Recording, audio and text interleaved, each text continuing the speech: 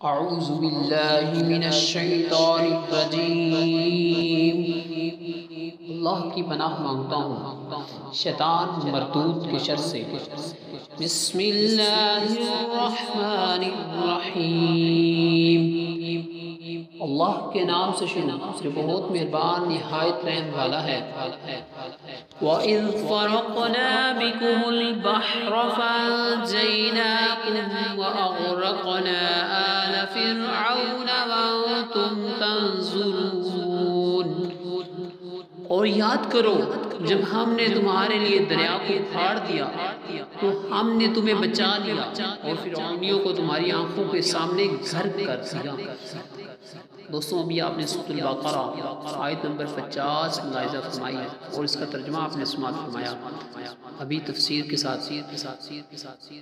یہ دوسری نعمت کا بیان ہے جو بنی اسرائیل پر فرمائی کہ انہیں فرعونیوں کے ظلم و ستم سے نجات دی اور فرعون کو اس کی قوم سمیت ان کے سامنے غرق کر دیا، جس کا مختصر واقعہ یہ ہے کہ حضرت موسیٰ علیہ السلام حکم الہی پر رات کے وقت بنی اسرائیل کو لے کر مصر سے روانہ ہوئے۔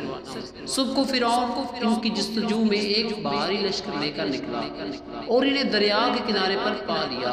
بنی اسرائیل نے فرعون کے لشکر کو دیکھ کر حضرت موسیٰ علیہ السلام سے فریاد کی۔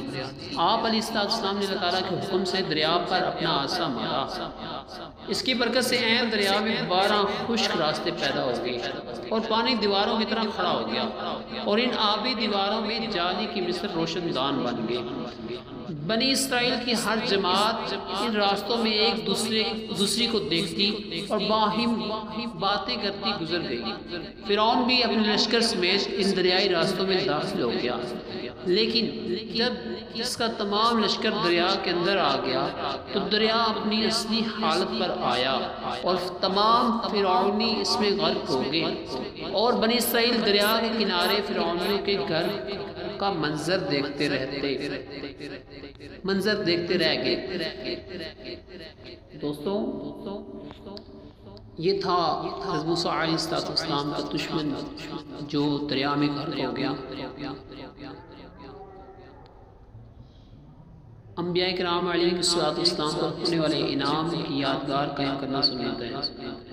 دوستوں اس پر انشاءاللہ نیکسٹ ویڈیو ہوگی میری، ابھی کے لیے اتنا ہی، انشاءاللہ ملیں گے نیکسٹ ویڈیو میں، تب تک کے لیے اللہ حافظ، السلام علیکم ورحمۃ اللہ وبرکاتہ۔